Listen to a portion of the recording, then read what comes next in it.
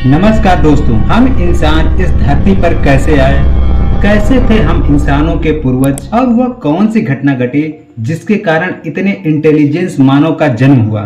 वो कौन से लोग थे जिसने इन नग्न घुमक्कड़ इंसानों को कपड़े पहनना सिखाया, पढ़ना लिखना सिखाया, और वो कौन से लोग थे जिसने इस धरती पर लाइफ का बीज बोया। तो कैसा है इस पृथ्वी का इतिहास, कैसे इस पृथ्वी पर एक छोटे से जीव ने पूरे संरचना को बनाया। छोटे से सेल्स ने इस पृथ्वी पर पूरे जीवों का भंडार खोल दिया। आज से लगभग 400 अरब साल पहले पृथ्वी पर सिर्फ और सिर्फ सेल्स का ही राज हुआ करता था। अरबों सालों तक इन सेल्स ने धूप, गर्मी, बरसात के थपेड़े झेले, जिसके कारण आज उनसे बनने वाली स्पीशीज पृथ्वी पर मौजूद है। अगर एक इंसान अपने शरीर के अंदर झांकेगा तो देखेगा कि करोड़ों बैक्टीरिया की कॉलोनी उसके अंदर मौजूद हैं। जैसे कि शरीर के अंदर करोड़ों बैक्टीरिया मौजूद हैं, वैसे ही पृथ्वी पर करोड़ों स्पीशीज मौजूद हैं। लेकिन 100 अरब साल पहले ऐसा नहीं था। पृथ्वी एक अनकॉन्शियस थी। पृथ्वी पर एक भी जीव मौजूद नहीं था। पृथ्वी एक दहकता हुआ गोला हुआ करता था। इस पर ज्वालामुखी के बड़े बड़े विस्फोट हुआ करते थे। चारों तरफ लावा का भंडार था। लेकिन धीरे धीरे अरबों साल गुजरते गए। पृथ्वी का तापमान धीरे धीरे ठंडा होने लगा और पृथ्वी पर जो जल था वो ठंडा होकर वाष्प के रूप में बादल बन के तैयार हो गए। लेकिन अभी भी जीवों का अस्तित्व नहीं हुआ है, क्योंकि जब पृथ्वी का तापमान कम हो रहा था तो पृथ्वी पर करोड़ों साल तक आंधियां और तूफान चलने लगे, क्योंकि एक स्थान से दूसरे स्थान पर एयर को भरने के लिए तेज आंधियां चलती थी। इस पर जीवों का जन्म लेना और वृद्धि करना संभव ही नहीं था। लेकिन लगातार बारिश और तूफान के कारण बड़े बड़े महासागरों का निर्माण होने लगा और धीरे धीरे जो बड़े बड़े ज्वालामुखी थे वो धीरे धीरे सुसुप्त ज्वालामुखी में कन्वर्ट होने लगे। अब ज्वालामुखी का जो विस्फोट था वो धीरे धीरे कम होने लगा और बड़े बड़े महासागरों का निर्माण होने लगा। सागरों में जो पड़ने वाले लावा थे वो सड़ने लगे और सड़ने से निर्माण हुआ सिंगल सेल का। यहीं से सिंगल सेल धीरे धीरे इवॉल्व होना शुरू हुए।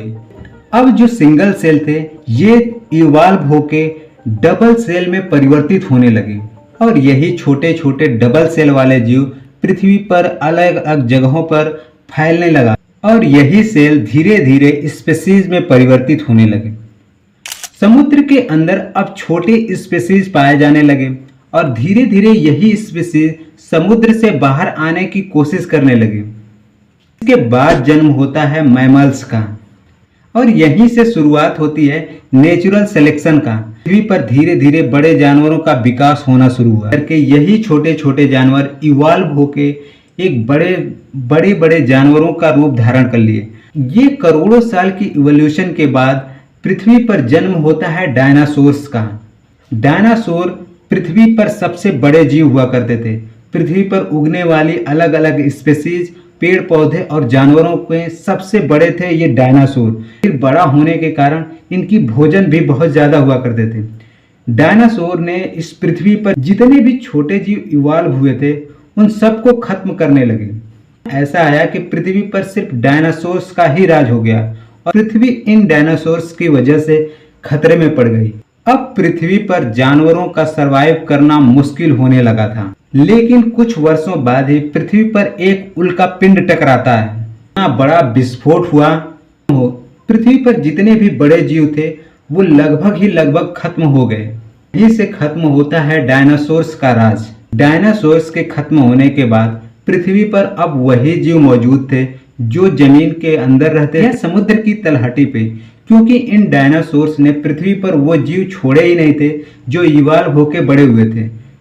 अब इन डायनासोर्स के खत्म होने के बाद जितने भी मैमल्स जमीन के अंदर थे उनको बाहर आने का पूरा मौका मिलने लगा और वह फिर से इनके अंदर फिर से इवोल्यूशन होना शुरू हुआ। ये मैमल्स धीरे धीरे अब इवॉल्व होके प्राइमेट बने।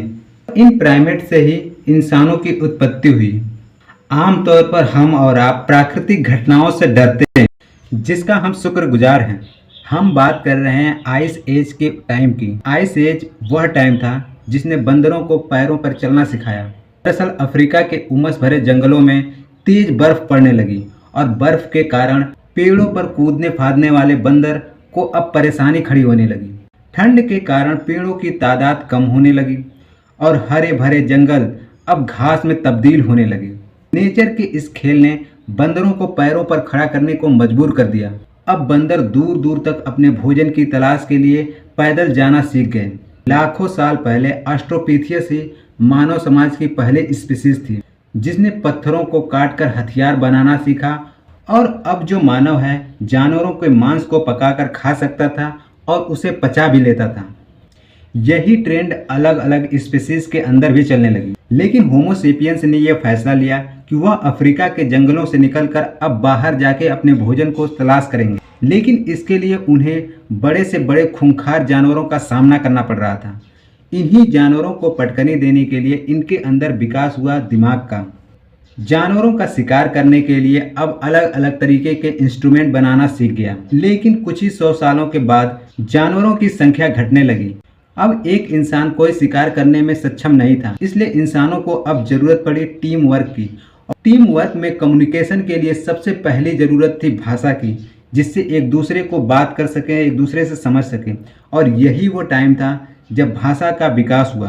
अब मानव एक दूसरे से कम्युनिकेट करना शुरू किया और उनके अंदर भाषा का विकास हो गया।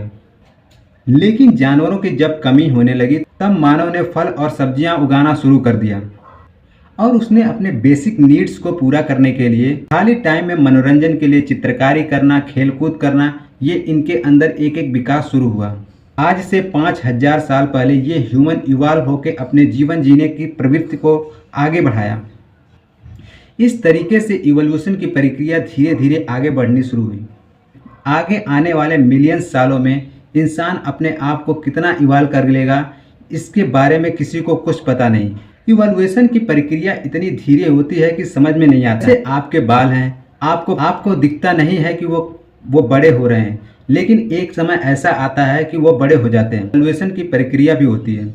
लाखों सालों गुजरने के बाद पता चलता है कि मानव समाज में बहुत ज़्यादा बदलाव हो गया है।